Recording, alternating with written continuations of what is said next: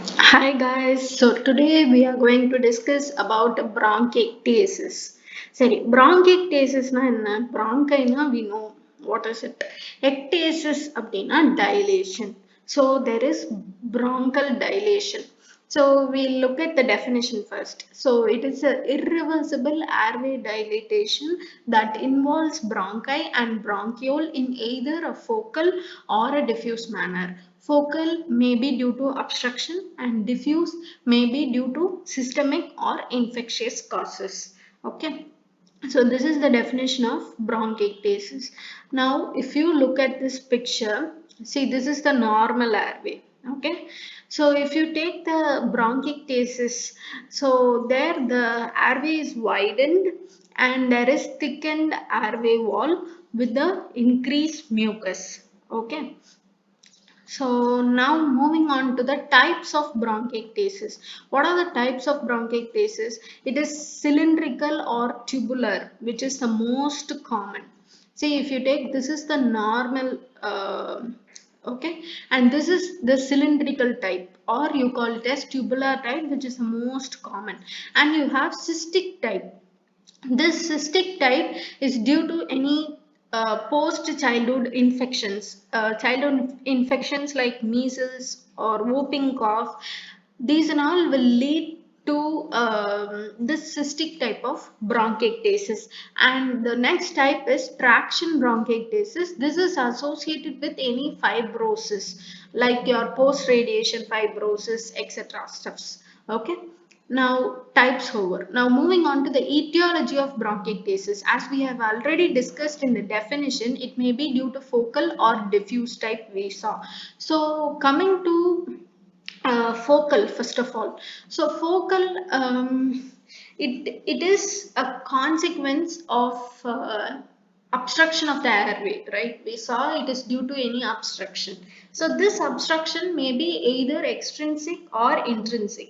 Extrinsic na ஏதாவது ஒரு adjacent lymphadenopathy இருந்தாலோ இல்ல ஏதோ ஒரு parenchymal tumor mass இருந்தாலோ இந்த extrinsic type வந்து focal bronchiectasis develops. Intrinsic type வந்து develops due to any airway tumor or especially aspirated foreign body இருந்துச்சு அப்படின்னா there will be intrinsic type of focal bronchiectasis. Okay, as a result focal bronchiectasis is due to any obstruction. Obstruction எதனால வரலாம், ஏதாவது ஒரு tumour இருந்தாலோ இல்ல ஒரு foreign body aspirate பண்ணாலோ அந்த மாதிரி obstructions உருவாகலாம். If there is any obstruction, it leads to focal bronchiectasis. Understood? Now next etiology we saw is diffuse. Diffuse, as I said in the definition, it is due to any systemic or infectious causes. Now we will see what are all the systemic and infectious causes. Okay. So first of all we should think about any infection. So infection na enna infection வந்து bronchiectasis cause பண்ணும் அப்படின்னா any bacterial infection or non tuberculous mycobacterial infection. சரி, இப்போ bacterial infection னா என்னென்ன bacteria? Most common ஆ பாத்தீங்கன்னா hemophilus influenza, pseudomonas aeruginosa, tuberculosis. So இதெல்லாம் வந்து most common. இப்ப அடுத்ததா நான் tuberculous mycobacteria infectionும் will lead to bronchiectasis. Non tuberculous mycobacteria அப்படின்னா we can say mycobacterium avium complex, we call it as MAC. So இதுதான் most common non tuberculous mycobacteria which leads to bronchiectasis. So அது ஒண்ணு. மத்தபடி most common non-tuberculous mycobacteria னா பெருசா ஒண்ணும் இல்ல. It is just Mycobacterium avium complex. Additional non-tuberculous mycobacteria வும் இருக்கு, like Mycobacterium kansasi, Mycobacterium fortuitum, etc. Okay. Now next systemic process அப்படின்னு பார்க்கும்போது immunodeficiency. Immunodeficiency அப்படிங்கும்போது it may be due to hypogammaglobulinemia or HIV infection. இந்த மாதிரி இதெல்லாம் will lead to, of course, lead to bronchiectasis. இப்ப அடுத்ததா பாத்தீங்கன்னா congenital. So congenital எடுத்துக்கிட்டா first of all cystic fibrosis. Okay, it may lead to bronchiectasis. And next is Cartagena syndrome. This is very important. This Cartagena syndrome includes syndrome-நாலே ஒரு 3 features இருக்கும் இல்லையா? So what are the 3 features? First of all, sinusitis, bronchiectasis, and situs inversus. And it is also has an additional feature known as infertility. So this is about Cartagena syndrome. This is a congenital disease, and this may lead to bronchiectasis. So congenital pathina, we saw cystic fibrosis, Cartagena syndrome. The other congenital disorders which lead to bronchiectasis include your primary ciliary dyskinesia. Primary ciliary dyskinesia க்கு இன்னொரு பேரும் இருக்கு. That is immotile cilia syndrome. ஜென்ரலா நம்ம பார்த்தோம்னா லங்ஸ்ல வந்து we have a mucociliary clearance. This mucociliary clearance is the primary innate mechanism of the lung. அதாவது ஏதாவது ஒரு பாக்டீரியாவோ ஒரு பேத்தஜனோ என்டர் ஆனா cilia will clear by itself, right, by this mucociliary clearance. So அப்படிப்பட்ட சீலியால ஏதோ ஒரு டிஃபெக்ட் இருந்துச்சு அப்படின்னா then this syndrome develops, that is primary ciliary dyskinesia, and it is a rare autosomal recessive disorder. Okay, and the other congenital syndromes பார்த்தா ரேரா பாத்தீங்க அப்படின்னா Meunier-Kuhn syndrome அப்படின்னு சொல்லுவாங்க. Meunier-Kuhn syndrome is nothing but tracheobronchomegaly. So these are all the congenital syndromes leading to bronchiectasis. Next பாத்தீங்கன்னா autoimmune. Autoimmuneனாலே நமக்கு ஞாபகம் வருது rheumatoid arthritis. So rheumatoid arthritis, your inflammatory bowel disease. So இந்த மாதிரி விஷயங்கள்லாம் will lead to bronchiectasis. Next, moving on to immune mediated. So immune mediatedல ஒரு important note point என்ன அப்படின்னா immune mediated அப்படிங்கும்போது ABPA அப்படின்னு சொல்லுவாங்க. That is allergic bronchopulmonary aspergillosis. This will lead to proximal bronchiectasis. Okay, so immune mediated la pathina ABPA, this may lead to bronchiectasis. Okay, the other systemic causes include recurrent aspiration, idiopathic irukkalam alladhu traction bronchiectasis. As I already discussed, this traction bronchiectasis arise due to lung fibrosis. சரியா, ஒரு lung fibrosis nala there will be dilated airways from the parenchymal distortion. So இதனால வரும் traction bronchiectasis வந்து follows lung fibrosis அப்படின்னு சொல்லலாம். என்ன type of lung fibrosis னா like post radiation fibrosis or IPF அப்படின்னு சொல்லுவாங்க. IPF னா idiopathic pulmonary fibrosis. So இந்த fibrosis நாலலாம் parenchymal distortion ஆகி there will be dilated airways. So this may lead to again bronchiectasis. Now that's all about etiology. Now moving on to pathogenesis. So pathogenesis we saw actually இப்போ வந்து நம்ம etiology பார்த்தோம் அப்படின்னா infectious causeம் இருந்தது, non infectious causeம் இருந்தது.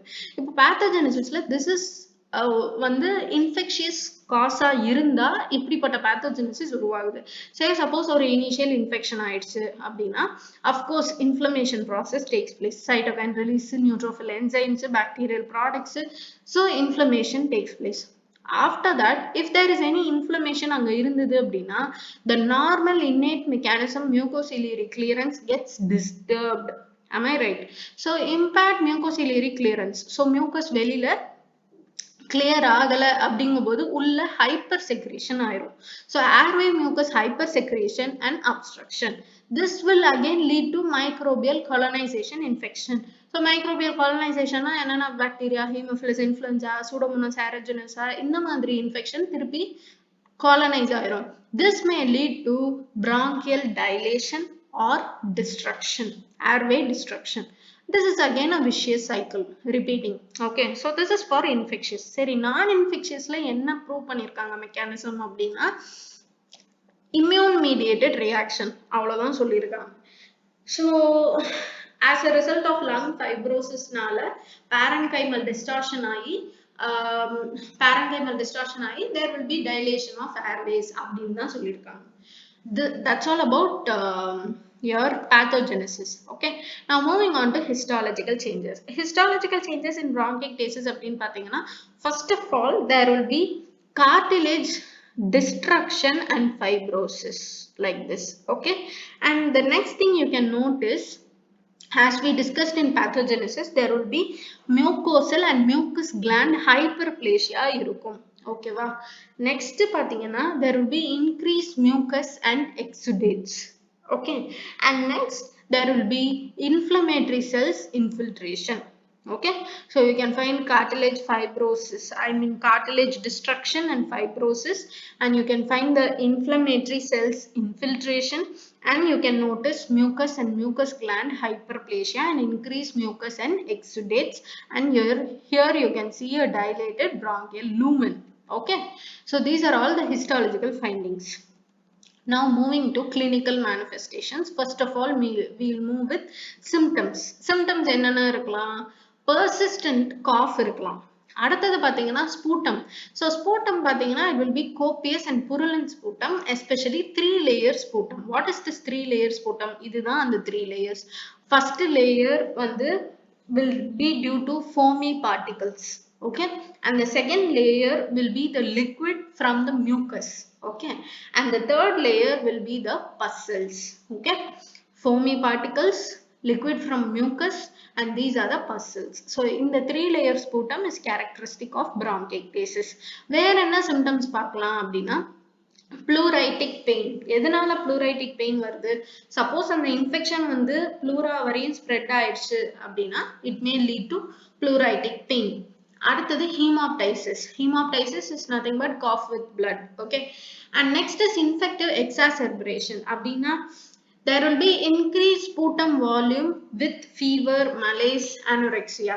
So இந்த மாதிரியும் நடக்கலாம். So these are the symptoms. Okay, now moving on to the signs of bronchiectasis. Sometimes பாத்தீங்கன்னா clubbing இருக்கும். ஓகேவா?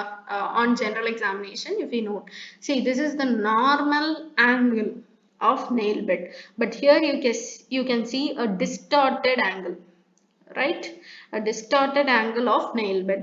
So this clubbed fingers you can see sometimes in the bronchiectasis patients also. Now next moving on general examination முடிச்சாச்சு. Auscultation பண்ணி பார்க்கும்போது there will be presence of sounds like crackles and wheezing. So this sound we'll hear. Okay,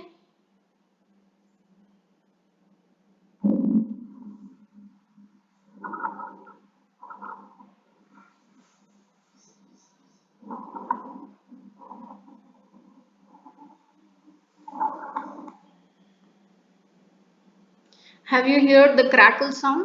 Now we'll see the wheeze sound. Okay,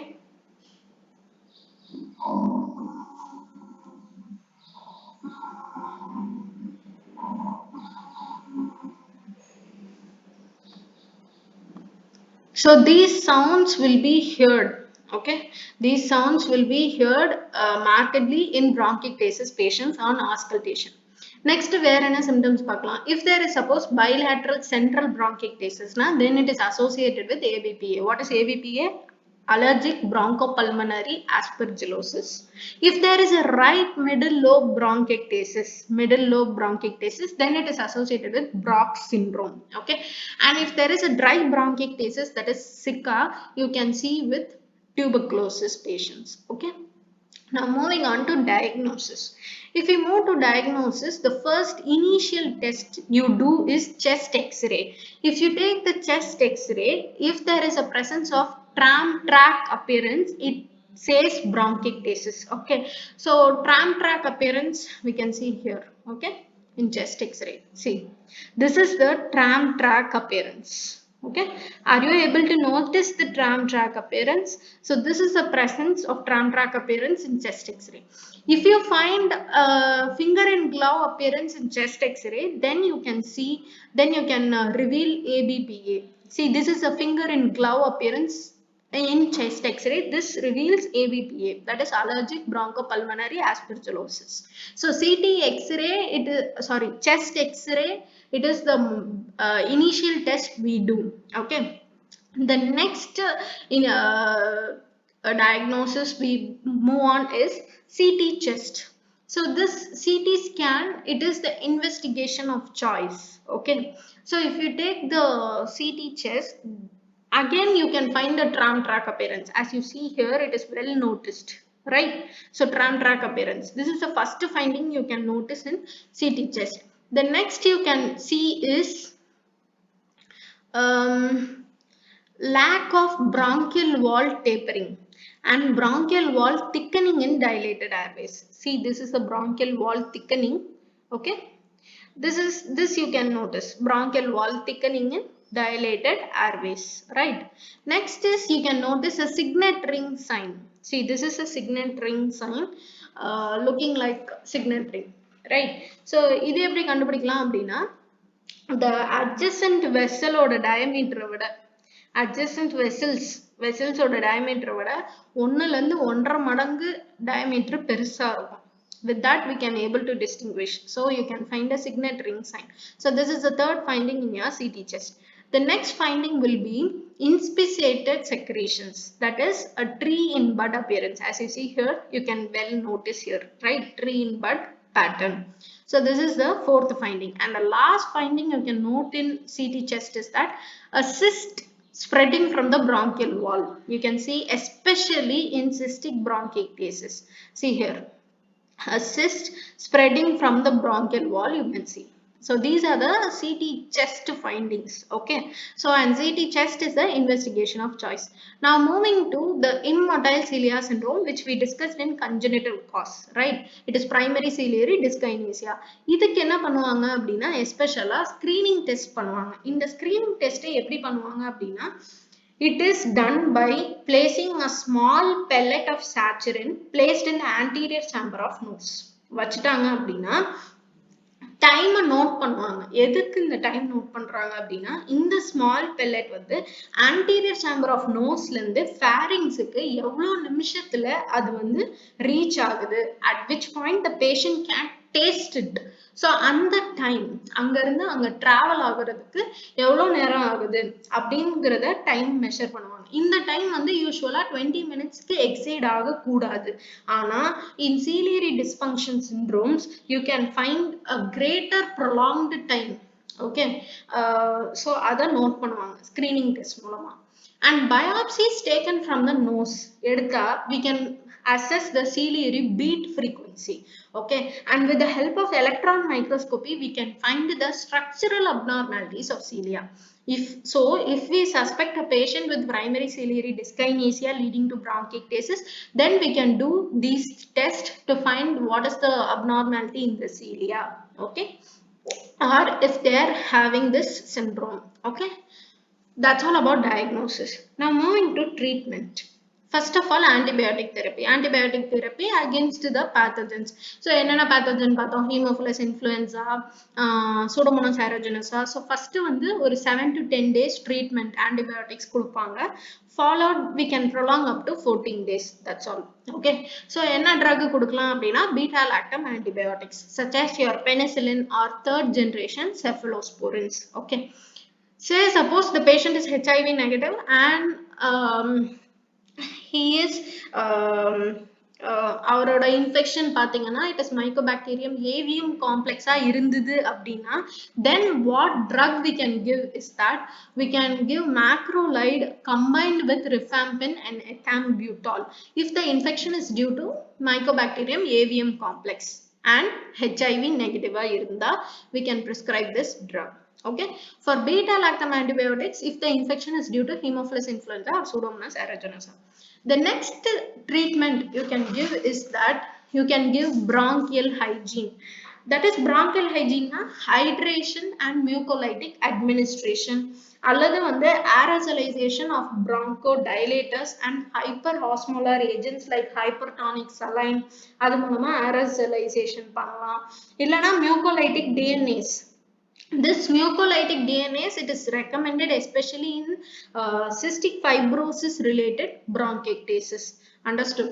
The next thing actually anti-inflammatory therapy பண்ணும்போது we should think of the risk of immunosuppression, but apart from that we can give oral or systemic glucocorticoids especially in ABPA or in rheumatoid arthritis autoimmune conditions. Okay, and especially for ABPA we can prescribe itraconazole, which is an oral antifungal agent. Okay, at last the treatment option is surgery.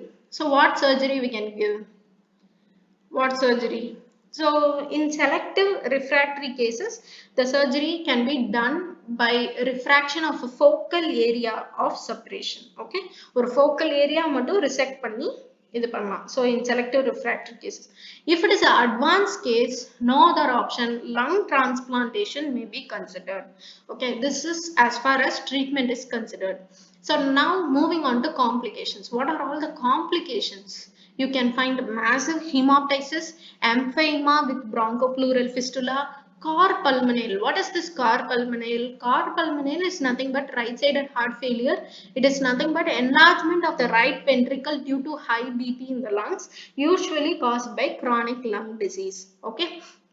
So lung abscess may be a complication, and secondary amyloidosis, this is very common. Amyloid gets deposited, because of which it is also a complication right after any infection. So these are all the complications. Okay, now moving to prognosis. Actually, it is very progressive when it is associated with ciliary dysfunction and cystic fibrosis, even leading to respiratory failure. Okay, whereas the prognosis is very good if the physiotherapy is performed regularly and antibiotics are used aggressively, then it is good. If it is associated with ciliary dysfunction and cystic fibrosis, it is very progressive, leading to respiratory failure. Okay. Now next is prevention.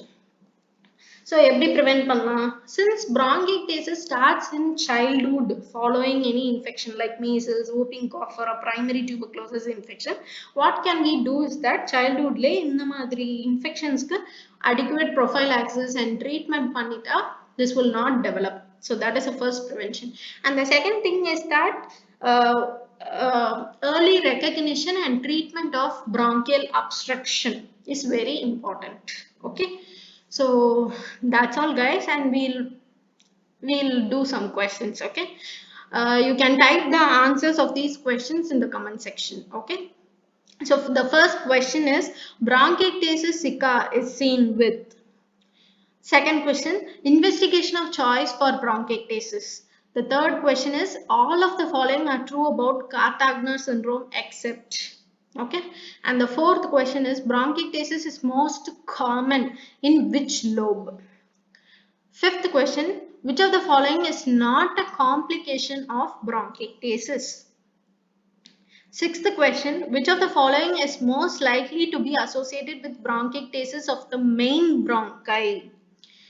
Seventh question, most likely precursor to bronchiectasis. Eighth question, not a CT finding in bronchiectasis. Ninth question, the most common bacterial organisms leading to bronchiectasis. And the last question is, an infant has a positive newborn screening test for cystic fibrosis. What cutoff sweat chloride confirms cystic fibrosis? And at last, don't watch the clock, do what it does. Thank you guys. We'll see you in the next video. Bye bye.